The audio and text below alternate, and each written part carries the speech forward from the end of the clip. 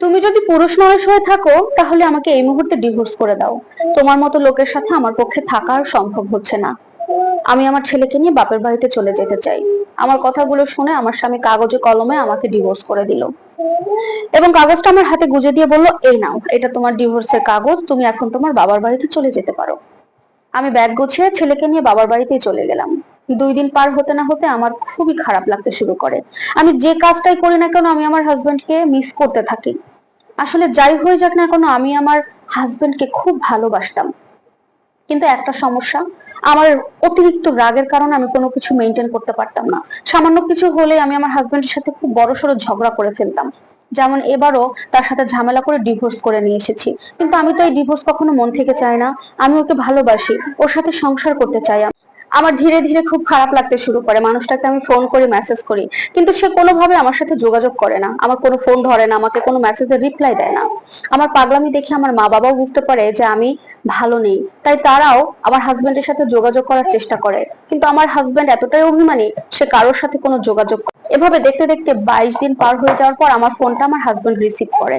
তারপরে সে আমাকে ধরেই বলে, কিছু জরুরি বলার আছে?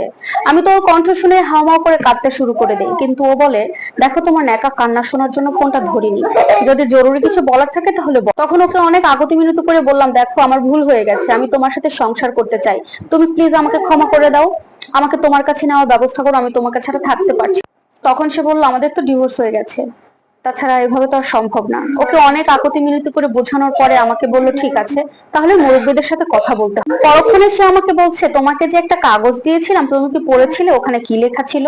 আমি বললাম, না, সেটা তোমার ব্যাগেই আছে। সেটা খুলে দেখি সেখানে লেখা ছিল, ওগো প্রিয়তমা, আমি তোমাকে অনেক বেশি ভালোবাসি। আসমান যদি জমিনে নেমেও আসে আমি তারপরেও তোমাকে কোনোদিনও ডিভোর্স করব না। আমি তোমাকে অনেক ভালোবাসি, আমার জীবনের শেষ পর্যন্ত তোমার সাথেই থাকবো। এই লেখাটা দেখে না আমার চোখ দিয়ে অঝরে পানি ঝরছিল। সত্যি বলতে সে আমাকে ডিভোর্স করেনি, ও যে আমাকে এতটা ভালোবাসে আমি তো কোনোদিন বুঝতেও পারিনি। ওই মুহূর্তে রাগে অভিমানে আমি খুব কান্না করছিলাম, আর মানুষটা আমার রাগ ভাঙায়। এবং বেশ কিছু সময় পর সে আমার বাবার বাড়িতে আসে এবং বাবার বাড়িতে আমরা প্রায় 3-4 দিন থাকি, তারপরে আমরা শ্বশুর বাড়িতে চলে যাই।